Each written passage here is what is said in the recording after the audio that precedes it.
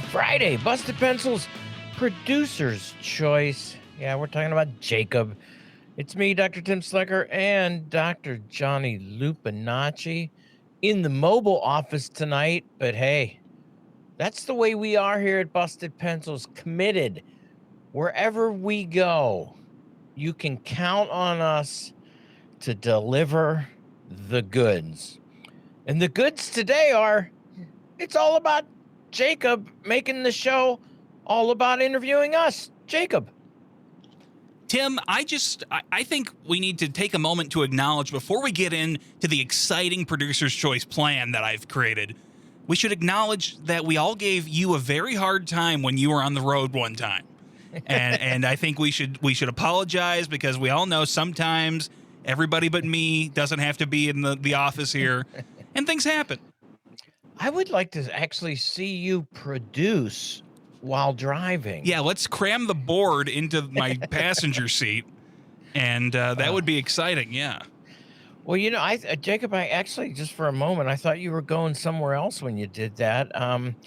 We should also take a moment to reflect and think back on an incredible musical career, but Ace Frehley passed away.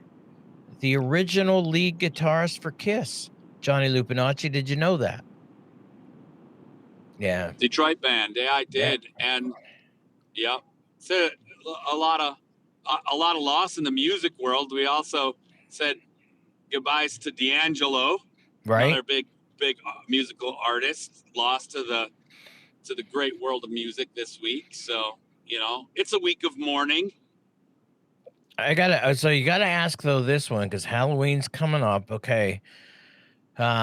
Which member of Kiss did you dress up as for Halloween in the days gone by? Johnny Lupinacci. I don't think I've ever dressed up as a member from Kiss, but this is a great idea. Yeah, I'm trying to remember. It would have been a great group costume. I would have begged for Gene Simmons and probably ended up with Peter Criss. I was gonna say, Jacob, what I would assume Johnny Lupinacci would have picked Gene Simmons. Okay, Jacob, I know it's still your show, but your past Kiss costume. Yeah, well, as somebody born in the late 90s, I'm obviously a huge Kiss fan, and I've dressed up as members of Kiss all the time. And Tim, I haven't actually done that, but if I did, I would dress up as the rare 1980s makeupless Kiss outfit that no one liked and no one remembers. Kiss Unmasked. Well, actually, too, they'll bring this up.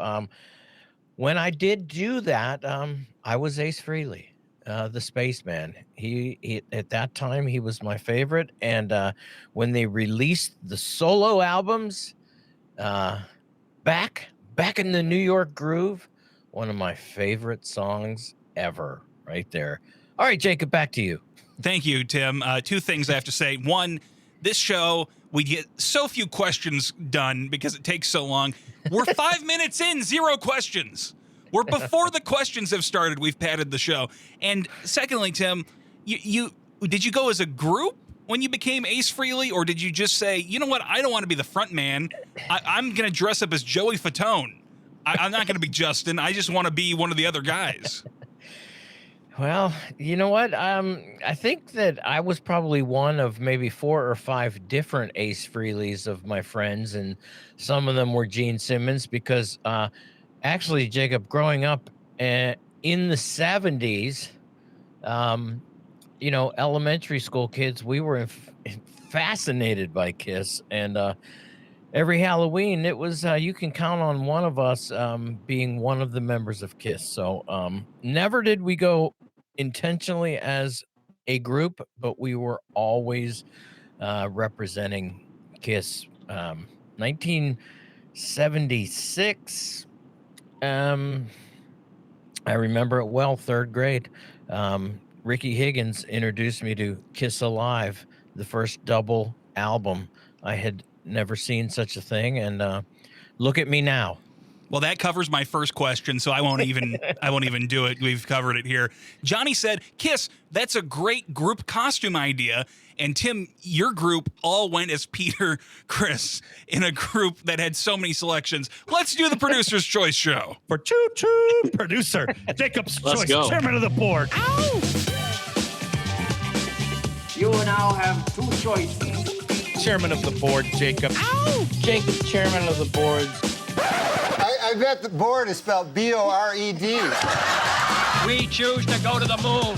Life's full of tough choices, isn't it? You chose poorly. Howdy, fellas. How you doing tonight? I'm out of my morning phase, Jacob. That was Oh, quick. good. You got over the loss pretty quickly during the Producer's Choice intro. Yeah. Guys, we've got a special topic here, and I think there's no better way to introduce it than simply to play this short clip. Take a look, it's in a book, a reading rainbow.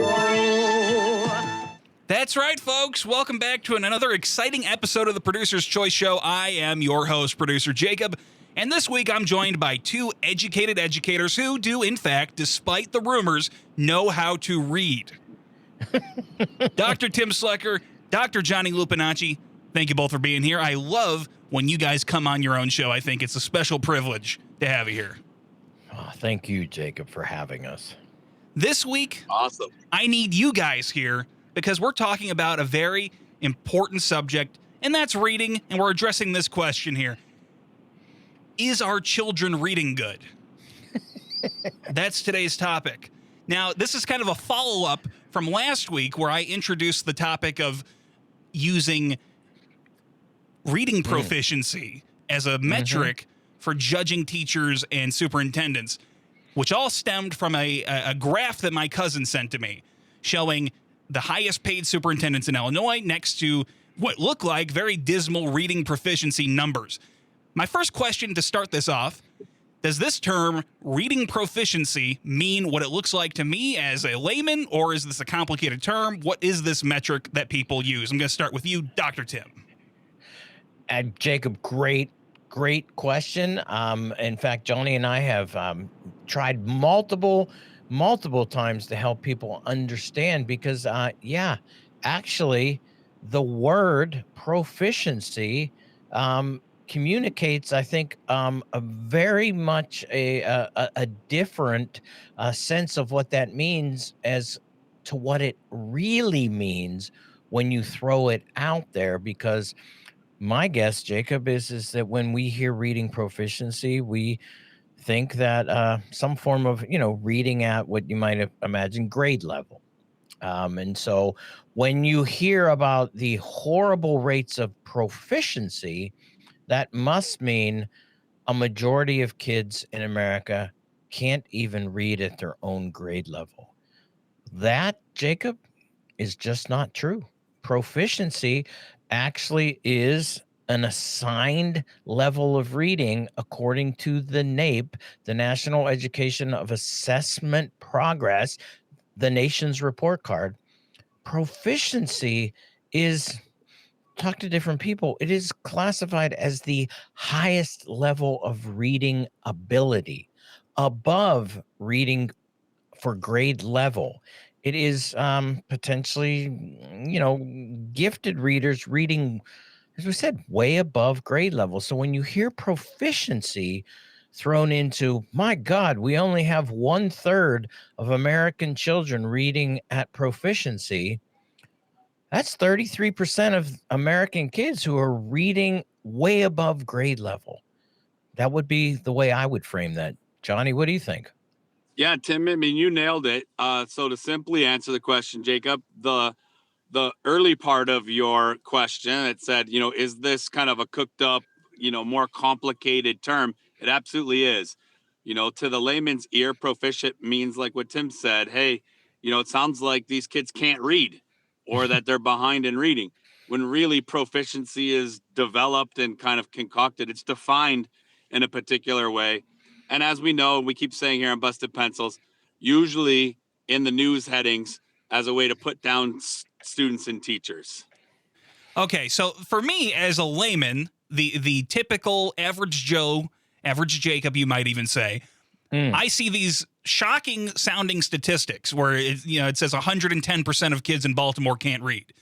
I'm like, whoa, that's crazy. But what you're telling me is that this reading proficiency term, and correct me if I'm getting this wrong, but you're telling me that if we compare this to something like, I don't know, wood carving, proficiency does not mean adequately.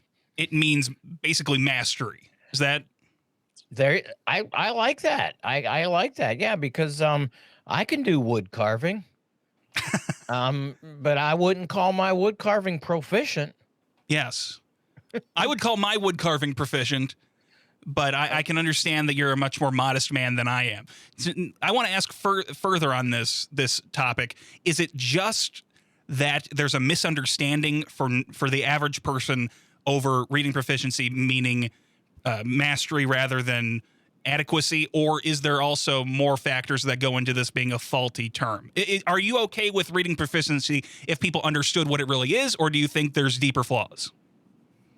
I think there's deeper flaws, big time. It's a term that is defined often with some, I'll be nice, it's like some market interest. Mm-hmm.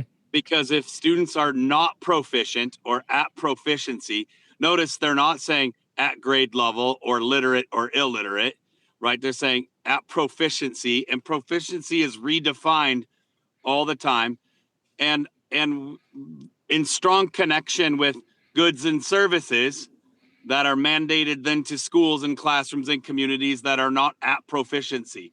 So a simple way to say it is to say, a certain percentage of the third graders in a particular area aren't at proficiency, doesn't mean that they're not reading at third grade level. It means that how proficiency has been defined is that they're in needs of some required goods and services that often cost a lot of money, right, to reach improvement. And this is where we get into the weeds of the difference between like market ideas, market ideology doesn't match well with education. And I've said this example before. If my job is to sell televisions, right? I'm part of a management sales team at a local, electronics store. And the goal is they set a certain target for us to sell a certain number of TVs. And we all work really, really hard and we sell everybody we know a new TV, right? And then our new goals come out for the next quarter. And they said, Johnny, you and your team, you sold so many TVs, right? We're going to increase the required number of televisions you sell in the next quarter. Well, now I'm in deep, deep trouble because I just sold everybody I know a TV, and there's no way I'm going to reach that increased expectation for the next quarter. Right. I know it gets more complicated, planned obsolescence and new technology should help me be like, but wait, you need a new TV because now there are, pictures and pictures and pictures and smarter TVs and all kinds of improved graphics. So you need a new one now. Well, yeah, that's all part of it. But that just simply doesn't work when we're talking about, well, this many third graders were at proficiency. Let's just be nostalgic for a minute and say, when third grade reading proficiency was third grade reading level, if that was ever true, let's romanticize about a past era. Well, great. But now what we're going to do is move that mark, teachers, because you did such a great job making sure all the third graders were reading at third grade level. But proficiency means something different now, something more. In fact, we can squeeze more out of you and more out of those tiny little brains that the learners in your classroom have. So it's a moving mark, Jacob. And, there's no need to pull any punches. It's designed to kind of impose purchasing certain curriculums and supports for schools that are now not proficient, right? So those terms are misleading. And you are right, Jacob, to be asking the kinds of questions you're asking. Tim, why can't you do what Johnny did and compliment my question? Yeah. Did you once say thank you? Boss. Come on. My ability to compliment questions questioning and questions from the producer, I haven't reached the proficiency level yet. I see. Okay. That does make sense to me. Well, Jacob has now explained the new level of proficiency on Busted Pencils Producer's Choice is flattery to the host of Producer's Choice. So now you know, Tim. Now, Well- that's a metaphor that hits home with me. Now I think I'm understanding it. It's based on me and my standards. And Yes. going back to my terrible woodworking metaphor, no idea where that was going. I've come up with a better one, Tim. Do you want to hear it? Yes. Okay, so let's say that I narrowly win my game of Madden I'm playing, and my little brother Jackson blows the other team out. You might think he's better, but his standard is rookie mode, and my standard I'm playing is Hall of Fame mode. So that might be what we're looking at here. I mean, maybe it's just about the standard being higher, and that's how we're judging. And maybe, it's not the proper place to actually judge the capacity.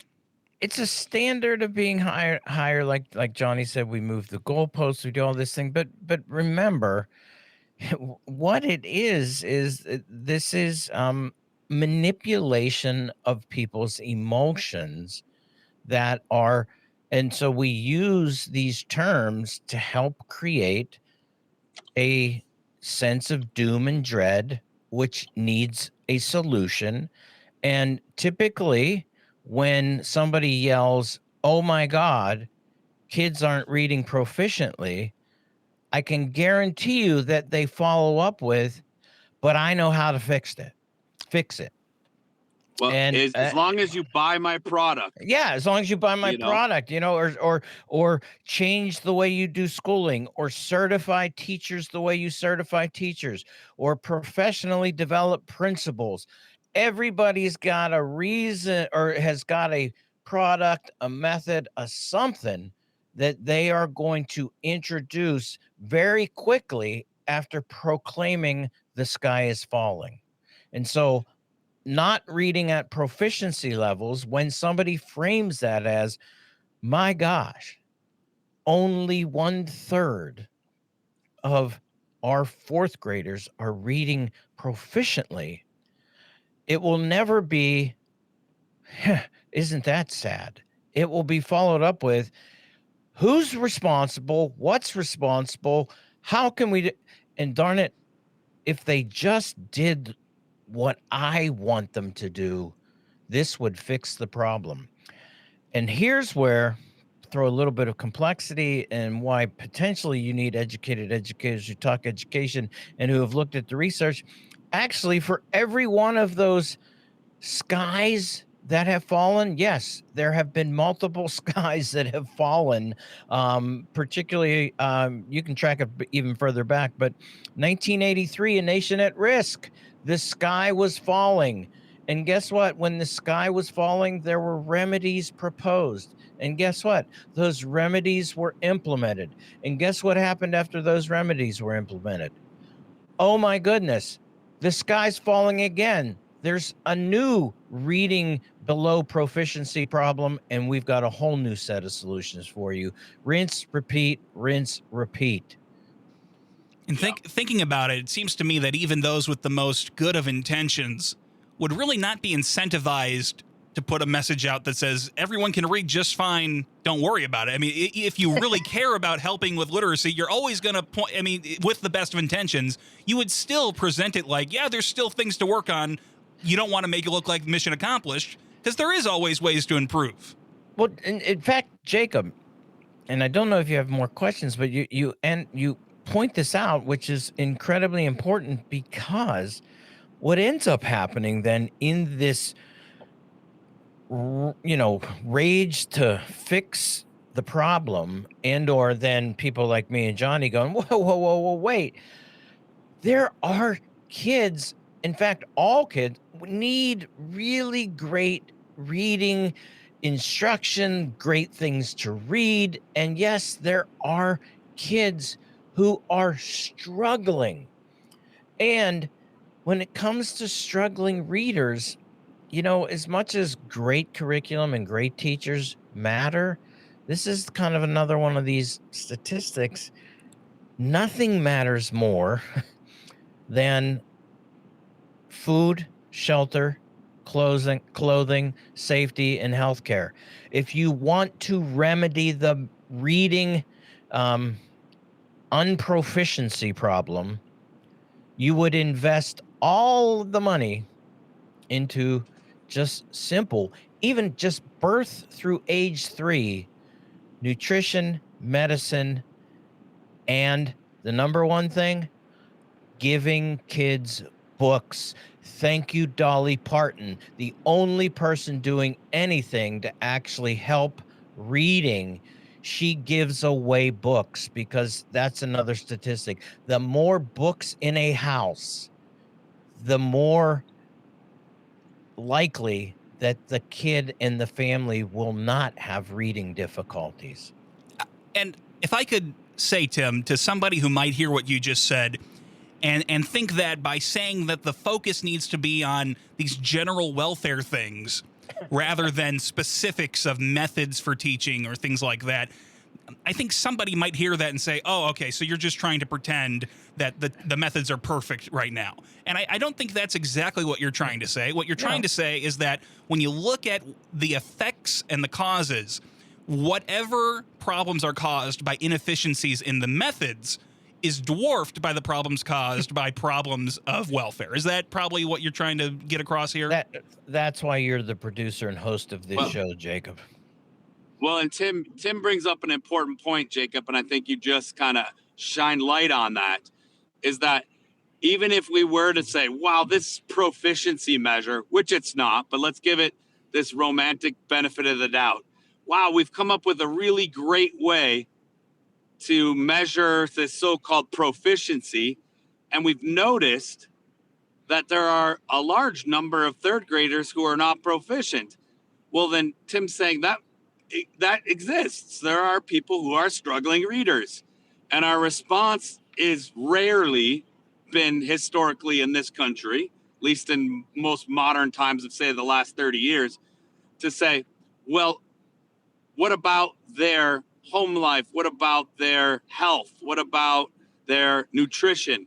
You know, that's brought up, but often not in association with what we can do in schools to support early learners. And Tim hits the nail on the head. You could have access to some really great classrooms.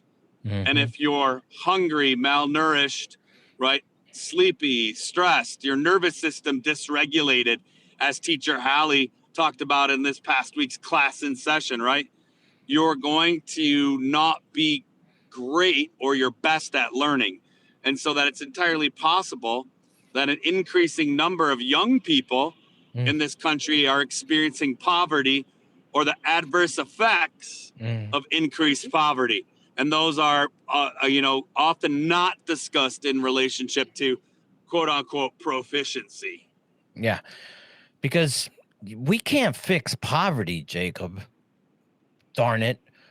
What we can fix is buying better methods and better curriculum, because the investment, and people say that, and that also really gets at me, because no, actually, you could kind of dull the edges of poverty with less than the amount of money and resources that went into professional development, for changing bad teachers, for buying better curriculum. Modest healthcare, modest nutrition, modest clothing and shelter. Actually, it's not that expensive. And in fact, there are really good educated people who have done the math to go, it's much cheaper actually to provide the early investment than it is to provide a lot of extra money to try to fix what is a really hard problem to fix when it has already been kind of, it's been saturated into the being. And so, Johnny talks about it all the time. It's like, do we really care? Because if we really cared, we'd be making investments in things that actually do make a difference. However, that borders on this idea of some form of socialism, or, the idea that, well, how will they ever learn to pull themselves up by their bootstraps, Jake, if somebody gives that 1-year-old free access to medicine? Do you think that perhaps part of the problem, Tim, and part of the reason that people may be reluctant to believe that the issues in our education system lie more in the environmental problems and the general welfare issues that children face rather than blaming teachers is due to statistics like these? Because if you believe that 83% of kids can't read, it's hard to believe that teachers are doing a good job of teaching. But if that number is smaller, if it's more on the margins, kids are falling behind, kids need help on these situations, then it's much more easier to make that connection for people that, okay, the teaching is okay, but there's problems outside of the teaching. And is that perhaps intentional on some people's part? Oh, 100%. Yeah. Is it intentional? I mean, if you want to put this show in a real simple brief, yes, the intentionality of duping the public into believing the sky is falling, to either make people hate teachers, to think that, kids aren't learning, to sell new curriculum. That's the point, Jacob. That is the point. Well, that's a sunny way to wrap up this part of the conversation. We've got so much out of just that first part of the conversation. I'm reluctant to launch into something new, but there was just one more aspect that I wanted to cover. If we can try to do so in a relatively time-conscious manner. And I'll start with you, Johnny. On the show, I have heard, as your producer, we have these fellas come on from different schools, different educators, different methods, and I hear a little bit of a slight hint of, sometimes it can come across as derision towards, everyone wants to talk about can kids read or reading and things like that. And I want to ask, just to clarify, is it important that children should be able to read, or is that so 2000 and late and we're moving on to AI and 2-hour schools? What's going on, Johnny? Is reading important, or am I overemphasizing something old-fashioned? Well, Jacob, I'll say I'm not a player, but I read a lot. Okay, but no, jokes aside, reading is incredibly important. But what's more important, I think, and this is not me putting down reading, is literacy. And literacy, we have to think about more broadly and sometimes open-mindedly, that maybe children's attention to reading the novel Moby Dick is different generationally than maybe, say, they are at reading comment threads, or and this is me dating myself. I don't even know what I'm reaching for, what kind of reading occurs when you're on TikTok or when you're on YouTube. I mean, it's a form of literacy, reading their world, and the role that interpreting signs and symbols in a particular order translates to them making sense and thinking and doing that. So that's literacy. And I think that will always be important. And the amount of actual reading may change over time. So that's a both and question. Yes, reading is absolutely important, but more important than the amount of reading is children's literacies, right? They're making sense of signs and symbols and communications. And so I think it's like, yes, reading is absolutely important, will always be important, but to understand it as more than, say, here is a 750 word passage, read it in these 10 minutes and then answer these 12 questions and, fill in the bubbles. I'm taking a poke here at standardized testing and, the curriculum that's measuring proficiency, and then really saying, well, what are children's literacies? How are they reading the world, and how are we recognizing their intelligences? Because I think Tim brought this up before. The current young people, these generations, I'm not putting them down, but I do agree that they have a changed relationship to reading than, say, Tim and I have, and even you, Jacob, have.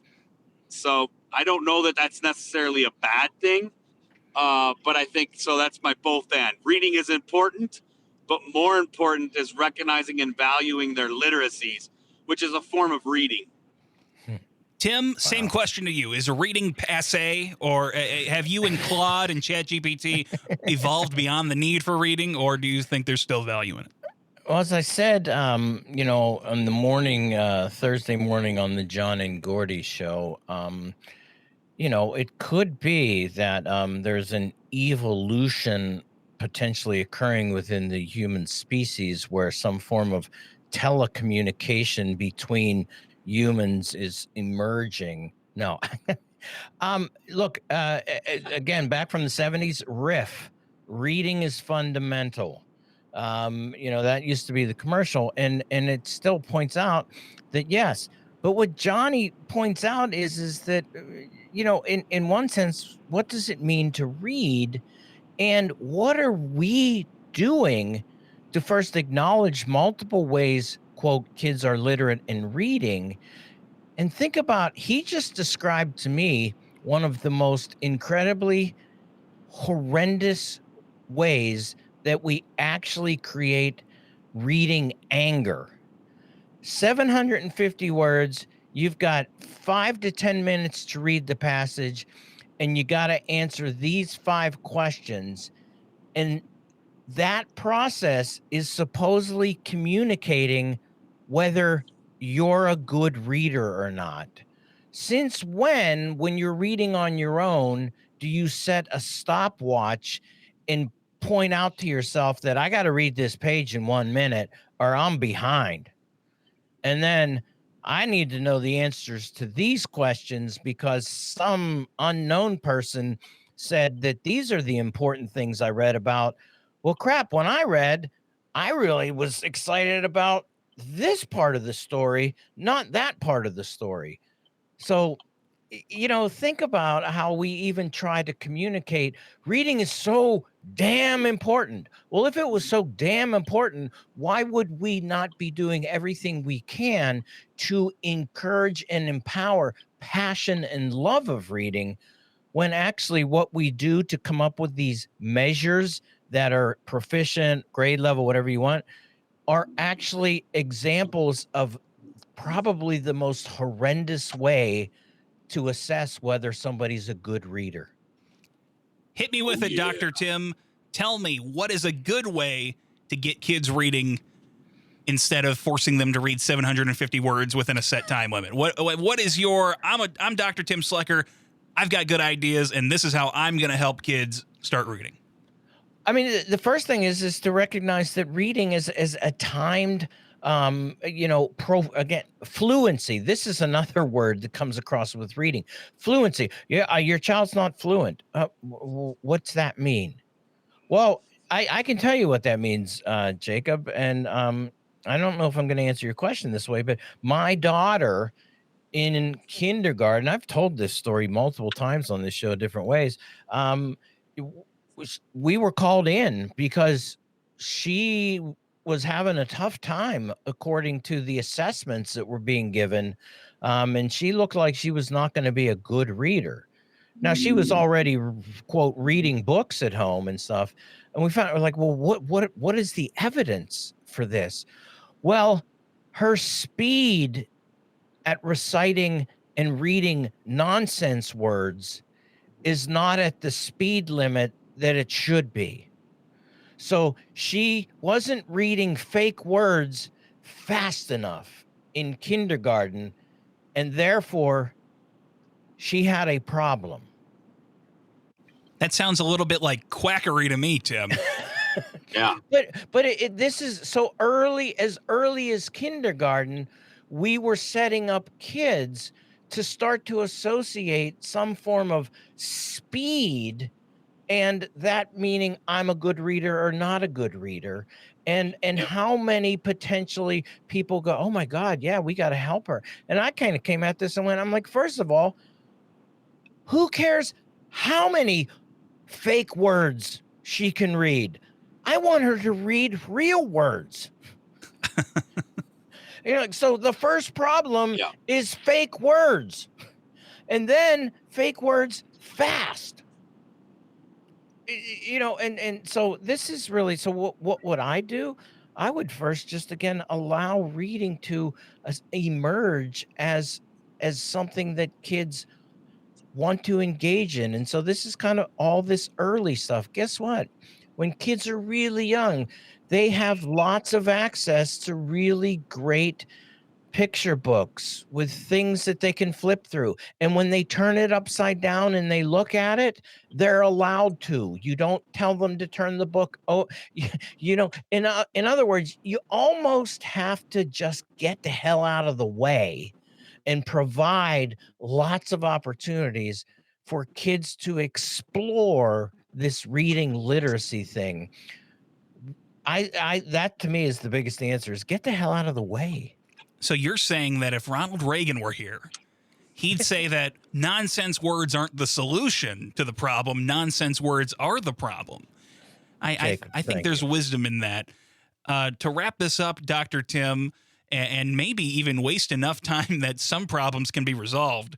To me, I think the value of reading real books in your hand, piece of paper, I think the value in that for anybody, but especially for young people with the issues they face in the modern high-tech, highfalutin, fancy world, is there's value in spending time with ideas rather than getting them in 15 seconds from a TikTok. I think it changes the way that you can kind of spend time, mull these ideas over, see different applications of them, see how they're drawn out in a book over, you read it for a week and all week, not just when you're reading, but when you're riding your bike back home or you're doing things, you're reading that book all week and you're dealing with those ideas in your head. And I think it would be good if we could encourage people to do things like that. But I would say to what you said, Tim, that the way to get somebody to read a book quickly is not to drill them. It's to get them to really like books, and then they're going to like reading, and they're going to try to read it at whatever level they can do, whatever speed they can do that fits them. But that's how I came to love books. I think books are pretty cool. Dr. Tim Slekar, Dr. Johnny Lupinacci, thank you so much for being on your own show. It's always a pleasure to have you here as my guest. And I just have one last thing we like to do on the program. Let's go. In 60 seconds, Tim, can you tell me what your favorite book was as a child? Yes, I can. My absolute favorite book was A Tale of Two Cities. Nice. Charles Dickens. You know, that was the best book for me, but it was also the worst book for me. I don't know why, but Dr. Johnny Lupinacci, same question to you. Can you tell us about your favorite book as a kid? Oh, I loved The Outsiders. That was a good one. Yeah, classic. Good show, good books. Thank you, Tim. Stay golden, Johnny. And now I believe it's a thing we do. It's time for your moment of Zen.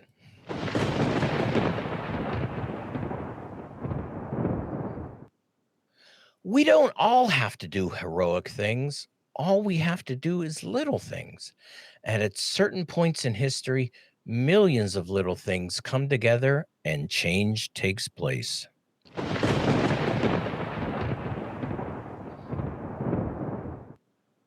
Hey, thanks for listening to today's Producer's Choice. And if you want more Busted Pencils podcast, will you head on over to Apple, Spotify, or you can always get us at civicmedia.com or on our website, bustedpencils.com.